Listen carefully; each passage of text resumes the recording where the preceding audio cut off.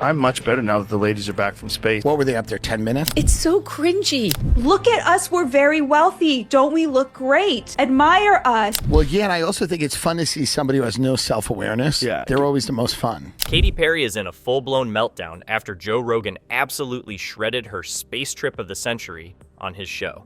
Along with PR experts who are claiming the singer may face career extinction. Apparently, spending 10 minutes floating in Jeff Bezos's overpriced tin can now qualify as a historic achievement. And the icing on this cringe cake? She landed, kissed the ground, and acted like she just survived Interstellar. She essentially took a roller coaster ride. Well, it was very profound. I don't know if you've seen Katy Perry talk about it, but she's basically a guru now. I know you must be laughing out loud right now on this ridiculousness, and believe me, listening to the whole story is next level. The 11-minute space flight that was touted as some kind of divine feminine gift to humanity. That was one small step for womankind, one giant leap backwards for mankind. So what happened was this. Katy Perry went to space.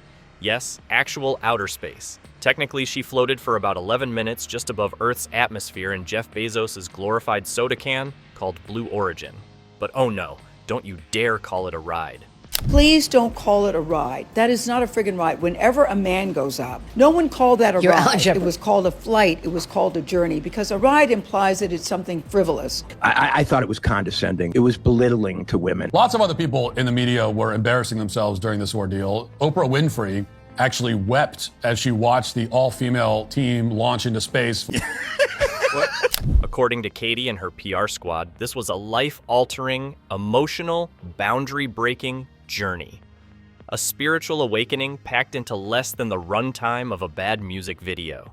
She came back to Earth like she just had tea with aliens, dropped to her knees, and kissed the Texas dirt like she'd just returned from war. The drama was Olympic level.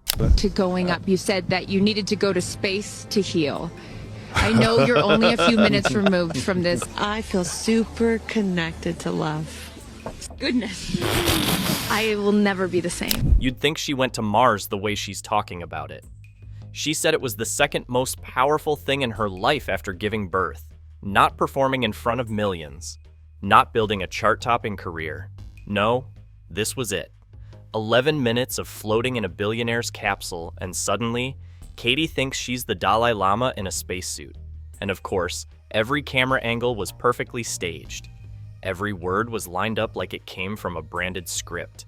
I've had so many people reach out to me and say, because you did it, it makes me think I can do it too. You know, it's so funny. She said she's heard from women and girls who have said to her, I didn't realize this is something I could do. You know how I know that didn't happen, Megan? Because it's not something they could do. Because they're not friends with Jeff Bezos, right? Like, take us space! But the best part? She wasn't even alone. Gayle King was there. And Lauren Sanchez, aka Bezos' fiancée, was front and center like it was a bridal shower in orbit. They branded it as this historic all-female flight. The whole empowered women, empowering women shtick, just with more zero gravity and less substance. Let's not minimize this. Let's celebrate female astronauts. That's the other thing. There has been female astronauts. Let's not minimize this. And while it could have been a genuine moment for female astronauts and scientists, it somehow turned into 3 rich women floating around with metaphors and makeup. Katy even brought a flower with her, a literal daisy, for resilience, like the universe was waiting for her to sprinkle meaning across the stars with a daisy in hand and designer boots on. Take up space! Woo! Their message for women was take up space. You guys are taking up too much space already. And here's the joke. Nothing happened. No experiments, no challenges, nothing even remotely astronaut-y. It was just a controlled elevator ride to space and back. But you'd think she just solved climate change with the way she talked about Earth and love and spiritual awakening. Olivia Wilde reposted an image of Katy Perry kissing the ground. She was acting like she got back from Apollo 13. It's so much money to go to space. Yeah. There's a lot of people who can't even afford eggs. What are they going to do up there that has made it better for us down here? Like, girl, you floated for 10 minutes and came back with a monologue. That's not spiritual growth. That's PR desperation. And the internet smelled it from a mile away. People didn't feel inspired, they felt insulted, but nope. It flopped harder than her last 2 albums combined. Last second, they added me to space. I'm bringing this. It was in my bag, and I was like on the subway, and I got the text, and they were like, do you want to go to space? So the memes exploded. People roasted the kiss the ground stunt. Even Joe Rogan got in on it and absolutely wrecked the whole thing, calling out the absurdity like it was performance art. Because let's be real, this wasn't about science or space or women in STEM. This was Katy Perry trying to do a soft rebrand in zero gravity, hoping people would forget that her music hasn't hit in years and that no one's really been checking for her unless she's dressed as a talking mushroom on TVs. Martha Stewart, God bless Martha Stewart. She posted something online because she went up in a flight that achieved zero gravity. I boarded a Boeing 727 aircraft called G-Force One and experienced what astronauts feel when they reach zero gravity. She wanted a comeback moment. She got a cringe compilation. I swear. Joe Rogan didn't just comment on Katy Perry's space adventure. He full-on scalped it with the calm precision of someone cutting through a birthday cake labeled delusional. Sitting across from Tim Dillon, the man didn't even flinch. His reaction wasn't outrage. It was pure disbelief. Gayle King, upset, had a few things that she needed to explain to those of us who don't understand what a hero she is.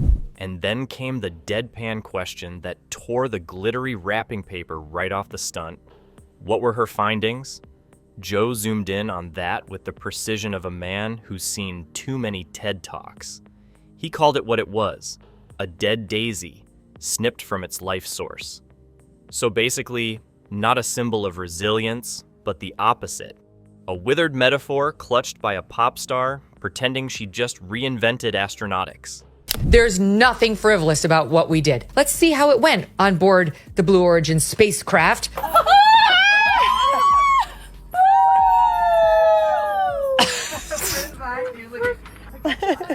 Flynn, I got you. With her daisy? I got you, Flynn. And then came the unspoken slap.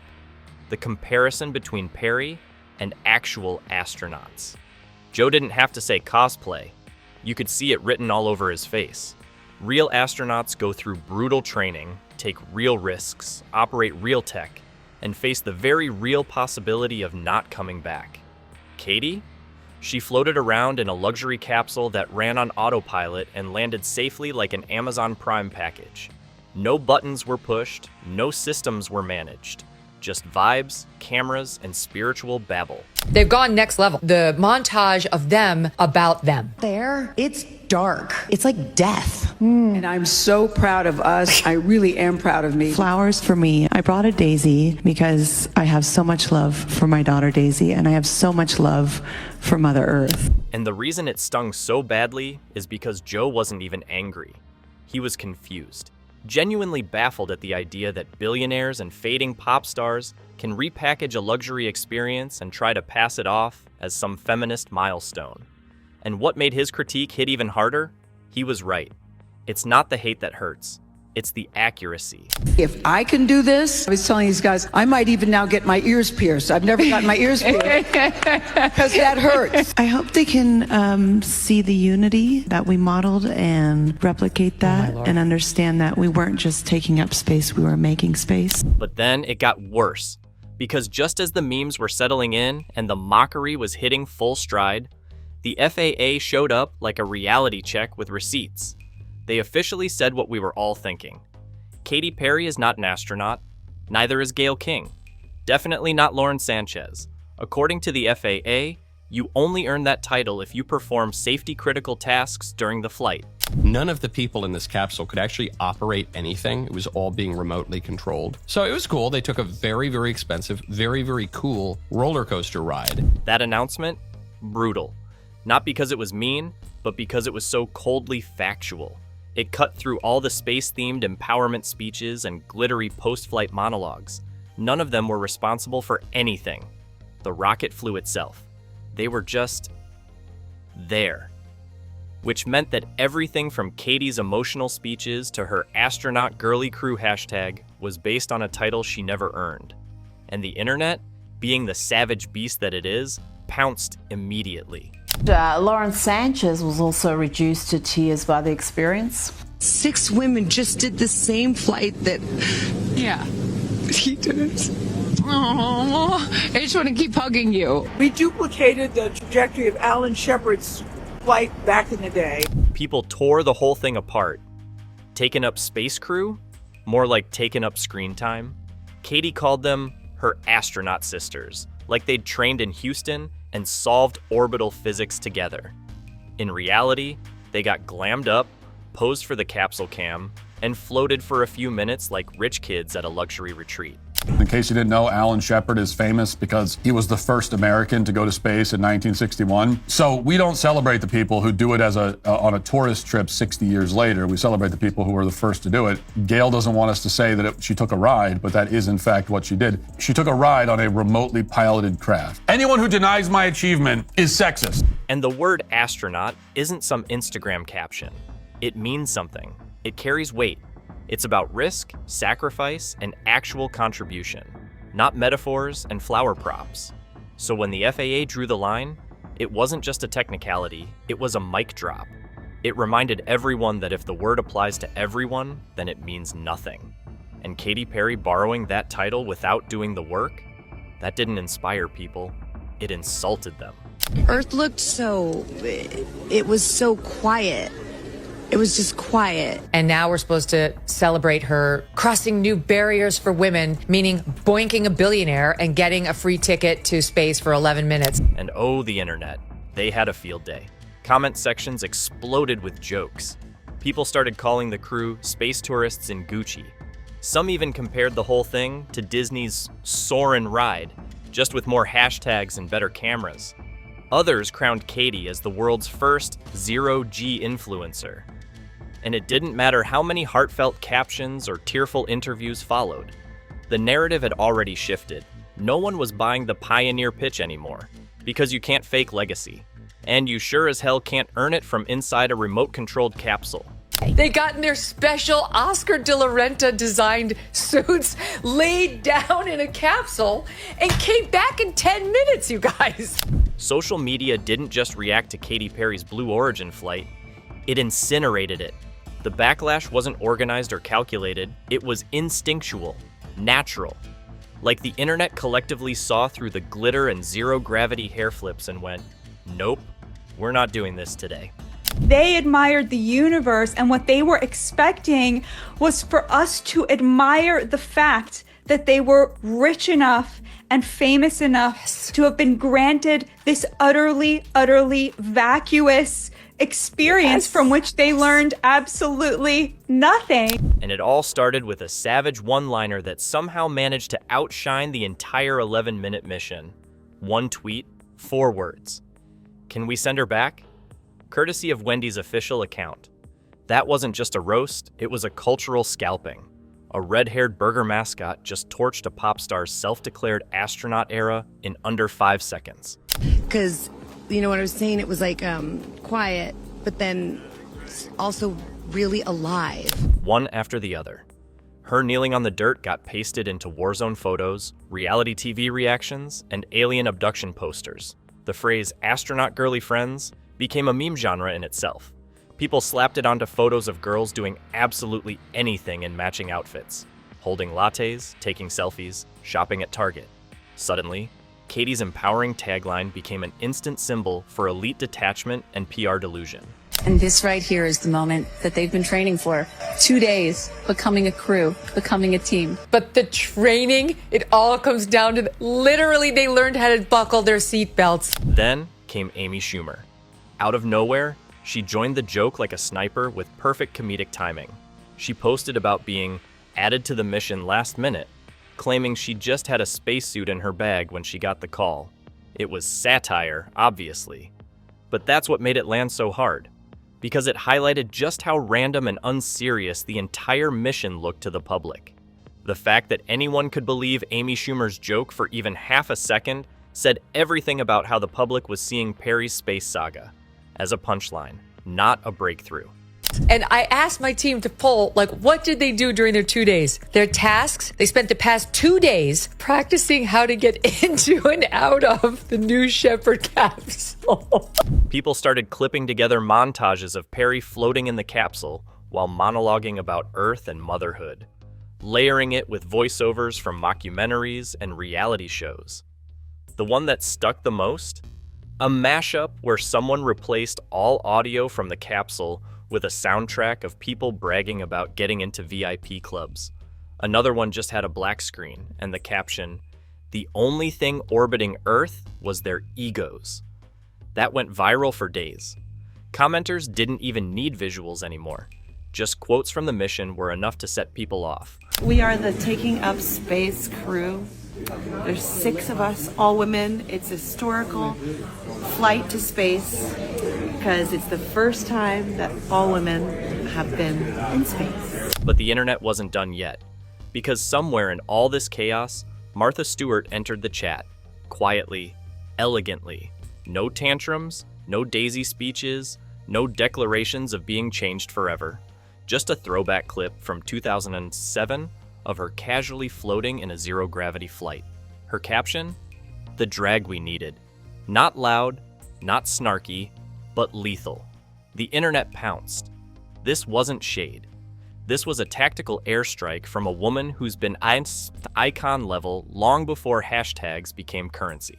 The accomplishment of Blue Origin is that Katy Perry went to space. Do you see the difference? Do you understand the difference here? The accomplishment is not that, it is not in the hands of these women. These women did nothing. Truly, they could not have possibly done less for this 11-minute voyage. What made Martha's move so deadly was the subtext. She wasn't pretending she went to space. She wasn't crying about the Earth or naming flowers. She floated, smiled, landed, and kept it moving. Without ever calling herself an astronaut. She didn't need to oversell it. That post became a masterclass in restraint, and compared to Katy's elaborate branding campaign around a trip that barely skimmed the edge of space, it was devastating. Users reposted Martha's clip with captions like, "Glamour isn't innovation," and "She did it better 17 years ago." It's not a flight crew. That's like I'm calling myself the flight crew because I went on Soarin' at Epcot at Disney World. Did you know I'm also a paranormal investigator because I've been on the Haunted Mansion at Disney World approximately 6 times? Suddenly, the whole influencer space explorer fantasy collapsed under its own weight. What Katy framed as transformative was now being reframed as theatrical. The daisy, the speeches, the making space tagline, it all felt like content designed for captions, not credibility. And the contrast between her and Martha's laid-back zero-G throwback made that even clearer. One was a billion-dollar media rollout. The other was just proof that you can float without flexing. Feels like you hand-selected a couple of friends to go do this. I mean, she should have been a lottery system like Willy Wonka, where just 7 random people pull out some guy who's not supposed to be here. Just a cashier at HEB, someone from MS-13. The memes kept mutating. Someone put Katy's face on a Disney astronaut doll box.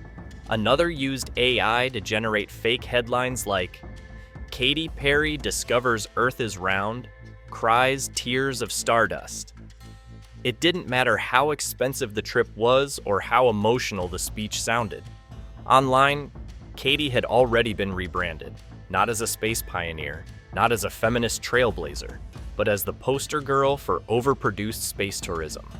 And Martha, with one recycled clip, became the final boss of the clapback. Thank you for having me. What were they up there, 10 minutes? Well, it was very profound. I don't know if you've seen Katy Perry talk about it, but she's basically a guru now. Yeah. What were her findings? That's my question. Well, no one coordinated this. No one planned it.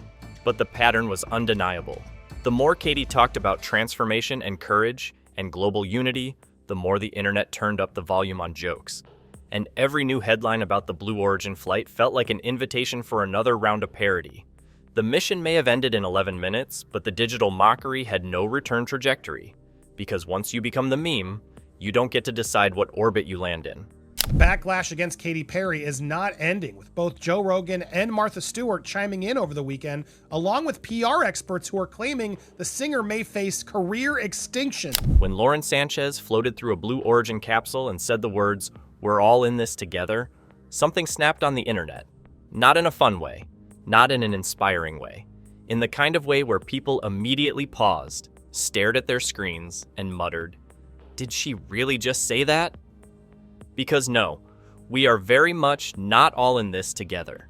Not when the ride costs more than most people's yearly income. Not when the capsule was filled with billionaires, network anchors, and pop stars pretending to represent the struggles of everyday women. Wow. Look at her nails. So pretty. Now, so they go up there and they float for like 10 minutes? At least. And then they come down. Let's not minimize this. No, I know.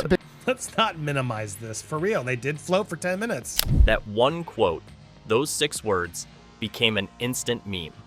Screenshots of Sanchez's wide-eyed proclamation were plastered across every social platform with captions like, "Meanwhile, I'm splitting rent with 3 people and living on ramen." People who had just watched Katy Perry cry about daisies and Gayle King preach about the journey were now being told they were spiritually part of this experience too, as if standing in line at a food bank was somehow part of the same narrative as launching into the stratosphere for an 11-minute self-esteem boost.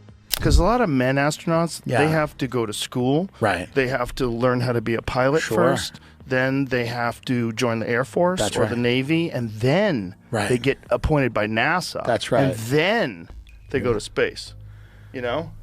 And there has been, that's the other thing, there has been female astronauts. Let's not minimize this. This wasn't just another out-of-touch moment. It was peak delusion wrapped in a billionaire-branded capsule. The kind of moment that perfectly encapsulated everything wrong with performative celebrity activism.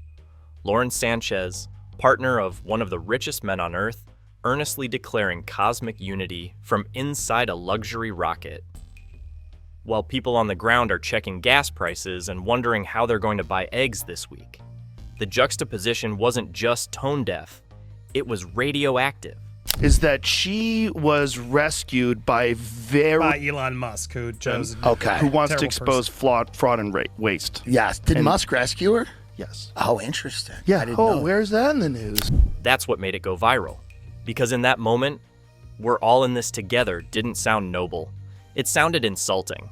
It turned space travel into a symbol of elite escapism, an expensive escape route disguised as empowerment, a way to play hero without ever getting your hands dirty, a way to post about unity while floating in a capsule no one else could afford to look at, let alone enter. And the more they tried to sell the message, the more people pushed back. I chatted about it on my show. I saw her say something about we weren't taking space, we're making space. That's the one I want to say. Which I thought was an interesting scientific. It's not this one? No. I got another one. I got some better ones. And that's the thing. When the packaging is louder than the purpose, people notice. The feminist narrative didn't just crumble, it exposed itself. Critics labeled the whole thing fominism, a blend of feminism and fantasy where the goal isn't equality but applause, where the mission isn't to break glass ceilings but to break Instagram engagement records, where you wear a suit, float for 11 minutes, cry on camera, and walk away as an icon, even if you didn't actually do anything revolutionary. Well, yeah, and I also think it's fun to see somebody who has no self-awareness. Yeah. They're always the most fun. It wasn't just Chastain who took issue. Comment sections across every platform lit up with takes from actual women in tech, science, and education who felt dismissed. They weren't bitter, they were frustrated. Because while they were fighting for visibility and funding, this crew was floating in billion-dollar selfies, pretending it was the same thing. Perry's poetic one-liners about healing and Earth and space didn't feel authentic. They felt rehearsed, market-tested, like empowerment was just another line on the press release. It's funny to hear the richest guy in the world's Lauren Sanchez wife go, "We're all in it together."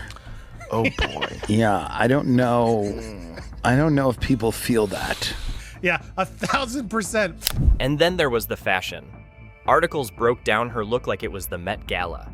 Zero focus on mission design.